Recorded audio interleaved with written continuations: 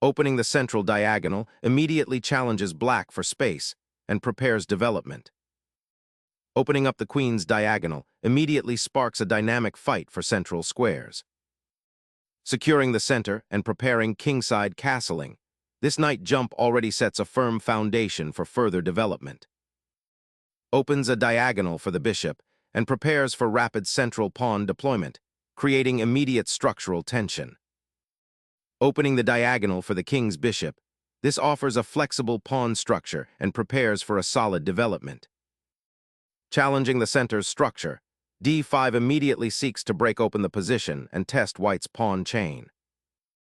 Developing the knight to d2 aims to support a future c3 pawn push, bolstering the center and preparing for queenside expansion, while maintaining flexibility for central pawn structures. Developing a knight to a central square enhances control and prepares for further piece activity. Pondering a kingside fianchetto, this aims to solidify white's pawn structure but delays central development. Reinforcing the center's pawn chain is key for black's development and prepares to challenge white's kingside ambitions. Developing the bishop to g2 solidifies the pawn chain, aims for control of the long diagonal, and prepares to castle, while simultaneously keeping the pawn structure flexible and avoiding early commitment of the queen's bishop. Focusing on developing a natural pawn structure, black solidifies the center's control and prepares for castling, a vital step in securing the monarch's safety. This unhurried piece placement aims to foster harmony among black's forces, setting the stage for a robust middle game where pieces can support each other effectively without immediately contesting central space.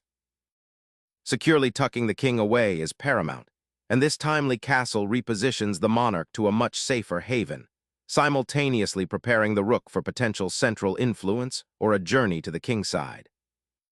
Safeguarding the king achieves a crucial defensive consolidation, preparing for the central skirmishes ahead by tucking the monarch away from open lines. Anchoring the rook on the king's file, white prepares for a potential kingside buildup, subtly questioning black's central pawn chain's stability and hinting at a future kingside attack. Opening the central files, black initiates a pawn exchange that temporarily eases the immediate tension, but crucially offers white's f3 knight a potential outpost on e5 should it reroute, while black's queen now eyes the kingside more actively. Opening the d-file for your rook allows for potential pressure on black's queen side, while simultaneously clearing the way for your own queen to potentially enter the fray. This exchange, though seemingly simple, repositions your forces towards the center and offers flexibility for future pawn breaks or piece development, especially considering black's slightly cramped position after the earlier exchange. Developing the queenside pawn structure now prepares for the eventual fianchetto of the bishop to b7, aiming to contest the open d-file and provide a well-supported defense for the c-pawn. This also subtly challenges white's central control and begins to harmonize the queenside forces for future play. Injecting immediate forward pressure, this advance aims to disrupt black's developing harmony and seize central territory, potentially creating long-term outposts for white's knight. Challenging white's pawn chain, the knight relocates to a more central square, preparing to eye the e5 pawn and potentially support a queenside pawn advance. Launching a knight to the center initiates a sharp tactical duel, directly challenging black's central pawn structure and threatening to exploit the weakened d6 square. Unleashing the bishop to occupy the long diagonal, aiming to disrupt white's central pawns and potentially exchange off the active knight on e4, adding pressure to the queenside. Establishing a potent outpost on the e4 square is the immediate objective, aiming to secure the knight and dissuade black's knight from further central infiltration.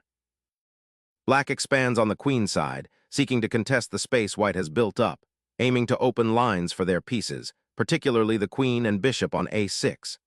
This aggressive pawn push aims to disrupt white's harmonious setup and create counterplay, potentially targeting the d3 pawn or the c3 square.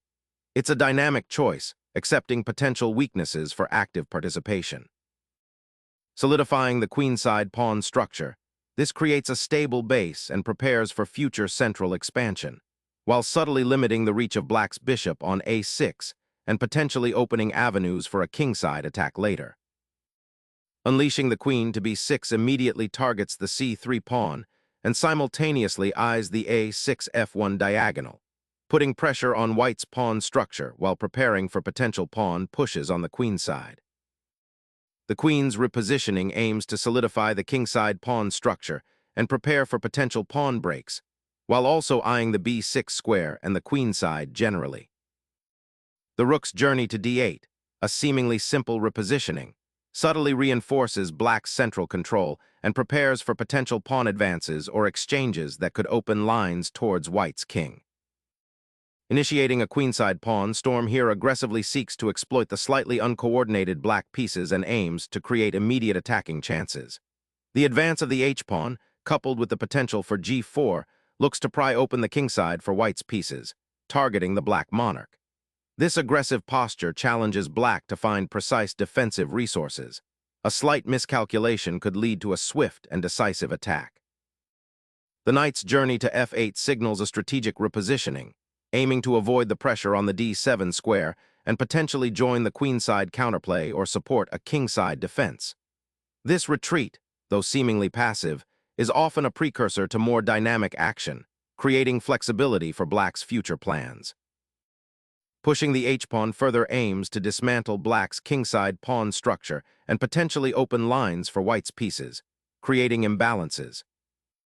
Black shores up the c8 square, preparing to contest the open rook file and potentially launch a queenside initiative.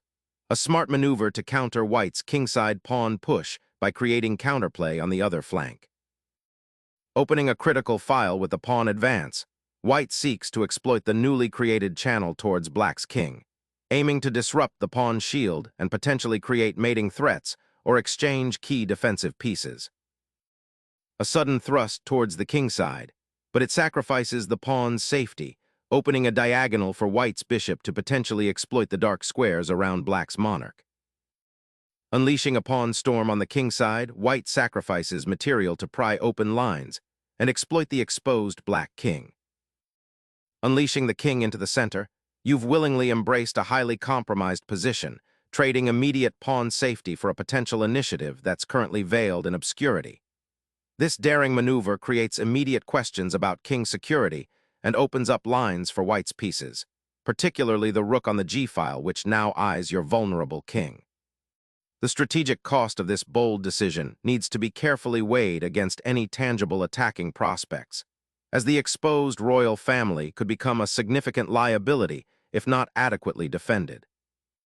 White is now aiming to bring the queen to a more active square, eyeing potential weaknesses around black's king and seeking to coordinate with the pieces on the kingside. Unleashing a bold rook sortie, black injects immediate dynamism, aiming to pry open lines towards white's king and disrupt the pawn shield.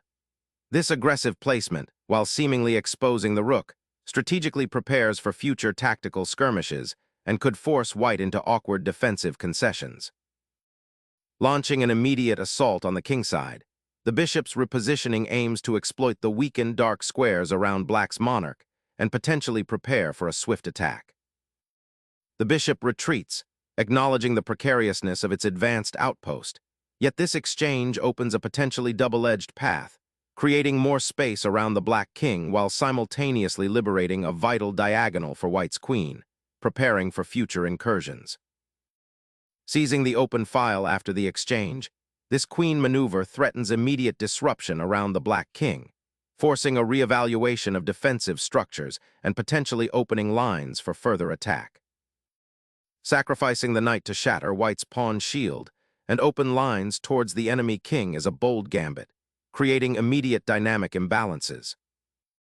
A decisive confrontation is unfolding as white recaptures the bishop, fundamentally altering the landscape.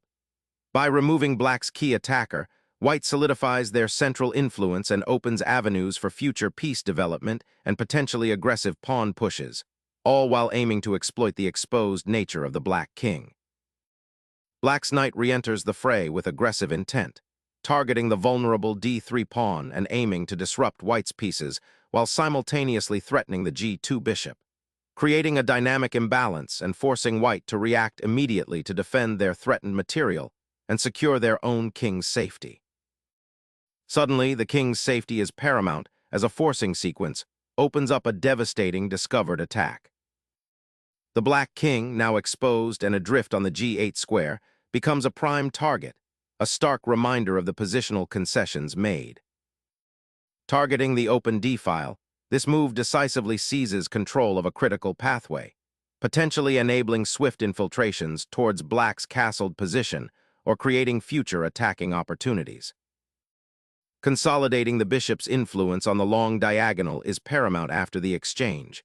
This square offers a more active post than the previous one, preparing to contest the central files and potentially support a queenside initiative. Unleashing the bishop from its pawn shield, this piece aims to disrupt black's newly established pawn structure on the kingside and probe for weaknesses around the enemy monarch. Shifting the bishop to d5 creates a formidable diagonal threat, pinning the knight on e5 and opening the door for a potential pawn push to b4, further restricting white's kingside space and aiming to shatter white's pawn structure. Reclaiming the initiative on the g-file, white now aims to redeploy the queen, seeking to exploit the suddenly open lines and create tactical pressure against black's potentially exposed king. Unleashing the knight to its central outpost, this maneuver aims to solidify black's control over the d-file and prepare for potential advances along the queenside, while simultaneously offering defensive support to the exposed kingside. Shattering the defensive structure around black's king opens critical lines. Unlocking the g-file, a risky gambit for potential counterplay against white's slightly exposed monarch, but it comes at the cost of severing the pawn shield protecting your own king. A bold repositioning of the queen, aiming to exploit the weakened kingside and potentially create mating threats against black's exposed monarch.